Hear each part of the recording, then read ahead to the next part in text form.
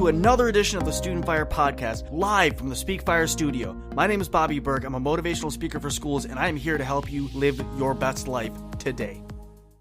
What's going on, everyone? Welcome back to another edition of the Student Fire Podcast, live from the one, the only Speak Fire studio. I'm your host, Bobby Berg, and y'all, thank you so much for being here. Let's just jump right into this today. Let's take our second of mindfulness. I don't care if you're doing great, poorly, bad, angry, jovial, whatever you're feeling, for the next 5 seconds, I want you to really dial in with how you're feeling. If someone has suggested that maybe you give how you're feeling a color to help you really kind of dial it in, whatever you need to do it, but we got 5 seconds. I want you to really feel how you're feeling and be one with yourself for a second. 3, 2, 1, silence.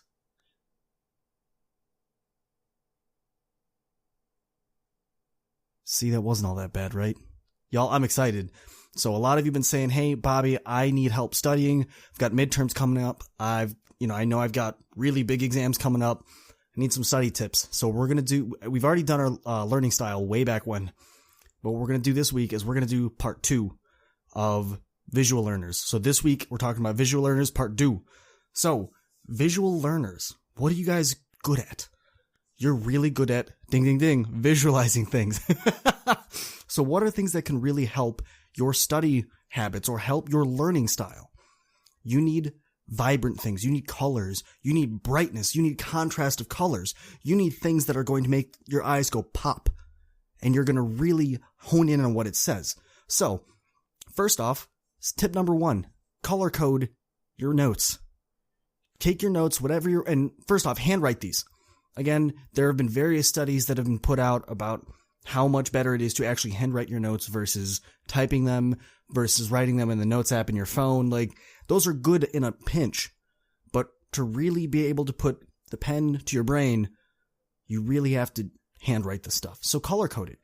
One of my students and a buddy that I went to college with, what they used to do is they would have a whole 16 pack of colored pencils with them. Well, if I'm being honest, they had I didn't know these came in 64 packs, but they had a 64 pack of colored pencils, and they would sit there and handwrite everything and color code from, the big topics were in blue, and then they had a really cool way of doing this, but they would kind of mix every color up depending on how important the note was. For instance, my piano instructor used to do that when we were learning a new piano piece. He would start writing all of the notes that he would leave us in brown colored pencil. And I never understood it until I finally graduated. And he goes, oh, well, if you notice, go back and look at some of your old music that we worked on. When you started, everything was in brown. And then all of a sudden it went to a dark green. And then it went to a blue because we had to water it. We had to water the grass, which then became a light green, which then became a vibrant red, which then became an orange and stopped finally at yellow and ended completely with a sky blue because you'd finally made it. So we went from the ground all the way to the sky. And I learned later that he was a visual learner, so for him that made a lot of sense. So color code your notes. While we're on the topic of notes, let's jump into how do you organize them. Now, there are hundreds of ways to organize your notes, but personally, I like doing outline style. Now, I know, some people don't like outlines, but for you visual learners, outlines give you the opportunity to condense what you're learning. You don't need to write out an entire paragraph of exactly what your teacher said. What you need to write is, cool, the heading is, we're learning our learning style, okay? Heading 1, visual learners. Subheading, organization. Subheading under that, I need to organize my notes by color and by graphic, right? So I need to organize my notes in a outline format so that it can make sense. So you notice how in outlines, things start big and then get smaller and smaller, smaller the more you go in, right? Visually, right? Sorry if I'm saying visual a lot, but this is going to make sense later. Your brain is going to associate the information at the bottom being more concise. So that's very important. You need to organize your notes. I highly recommend you do it in an outline format just because of the style that it's done. Now, grab your textbook. Tip number 3, your graphics in your book are very important for you. My auditory learners, y'all, I know you don't pay attention to those because it's not being read to you, and your teacher oftentimes overlooks it, or you will overlook it. For my visual learners, y'all, I need you to crack that book open and read what that says. There's a lot of useful information in the graphics. For instance, if there's a bar graph, it'll tell you exactly what's there and the percentages and whatnot of what it's associated with. It will really give you the opportunity to dial into what it says. Now, a lot of people might say, oh, I don't really need this extra information. You might not. But as visual learners, there is no amount of information that you cannot take in that will not make more sense to your brain if it's something picturesque. See, there's oftentimes either a picture or a graph of something that's associated with that, figure 4-5 in your chemistry book. Most other learners would overlook that. For you visual learners, it will give you just another tool in your tool belt to really expand on what you're able to see. Now, I know this tip is a little controversial, and I know some of my teacher friends are going to hate that I'm saying this, but I don't really care. Why? Because it's my podcast, and I want you to have every tool you possibly can to succeed. I want you to draw pictures in your notes. That's the next tip, is I want you to be able to go through all of your notes and find what really gets your brain back on track. So go ahead and doodle a little bit. There's nothing wrong with it. Actually, take 2 seconds. I want you to think of what your favorite doodle is to make in your notebook. 3, 2, 1, go. Okay, right? Doodles help because it helps your brain focus on what you're writing. And I'm not saying doodle anything, but try and doodle something that's related to what you're doing. One of my buddies from college used to do this all the time in our philosophy class when we'd be studying, because philosophy class is basically what? It's all auditory learning because it's all lectures. So to make sense of when Plato was saying something or Socrates was saying something, she would draw out Plato or she would draw out Socrates to help her associate, which heading this was going with. It was a really cool method she had. I could never do it, but it was cool the way she did it. Something else. Now let's go to another tip. I think this is tip 5, 6. I'm not sure at this point. You get it. The next tip is I want you to watch film. Now, I don't know about you, but sometimes it's really hard for me to get into a topic, especially if I'm not really into it. So sometimes watching a documentary or watching a video on YouTube on the topic you're, going over is really helpful. For instance, I was trying to learn some investing tips the other day, and I couldn't quite understand exactly what this audiobook was trying to explain.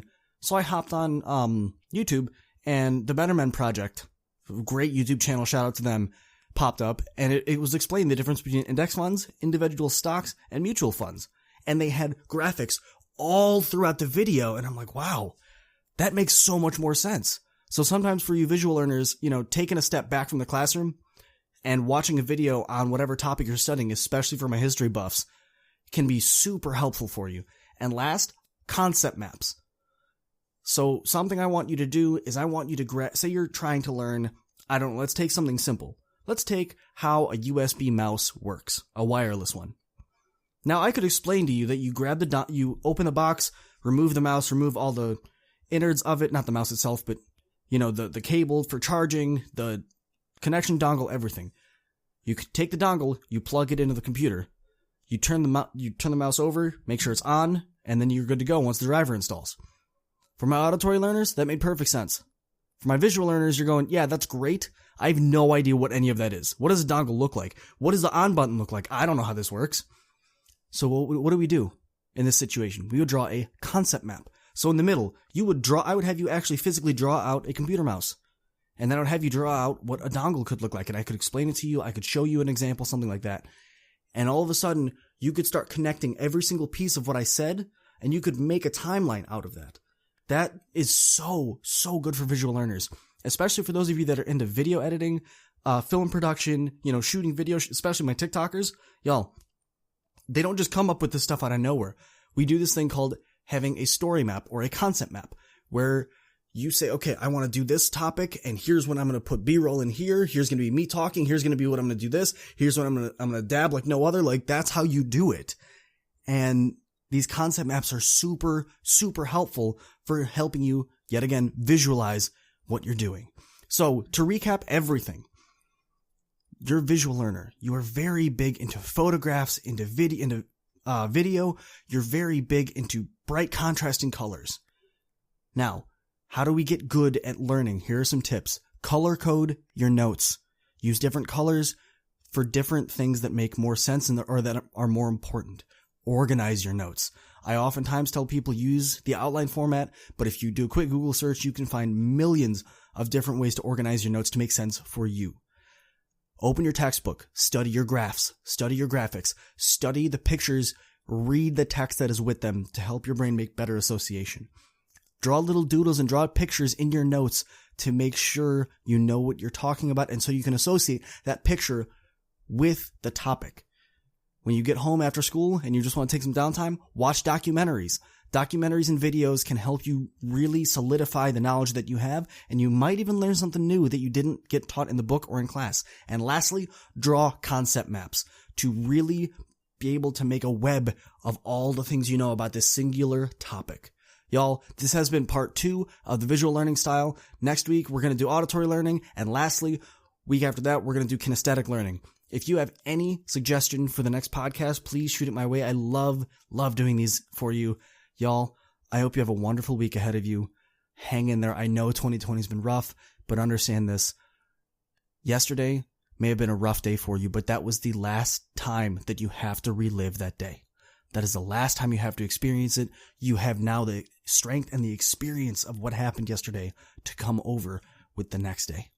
You are powerful. You are loved. You are important. You matter. You make this world a better place even if you don't see how much of a difference you're making. I love you very much. I hope you have a wonderful week, and I'll catch y'all in the next one. Peace. I got you. It's coming. Are you ready to ignite the fire? We are Speak Fire. Oh, and by the way, that's fire with a Y. What's going on, everyone? Internal fire. Student fire. Young fire. Father's fire. Leadership fire. Champion fire. Unlocking the fire within. Thank you all for tuning in. Let's grow. Speak fire. Speakfire.com. Speak Fire with a Y. We have a new episode that comes out every Monday at 4 a.m. Are you going to be up with us? Deuces. I am excited to bring you my new book, Trendsetter, 7 Steps to Radically Stand Out to Be the Best You. This book details my journey of coming to the United States and being excited to embrace the American culture. But unfortunately, my culture was not accepted, and I found myself being bullied as a young girl. And in this process, I decided that I wanted to disconnect from my culture to be more accepted into American culture. And through that process, I got so depressed from trying to fit in that I attempted suicide my freshman year in high school. So this book talks about the journey of what I did to become radically transformed, to be the strong woman I am today. This book is something that's really going to enable the reader to understand and embrace who they are, embrace what makes them special, and become radically transformed. Get your copy today at becomingatrendsetter.com. Again, that is becomingatrendsetter.com, or check it out at my website at aishathomas.org.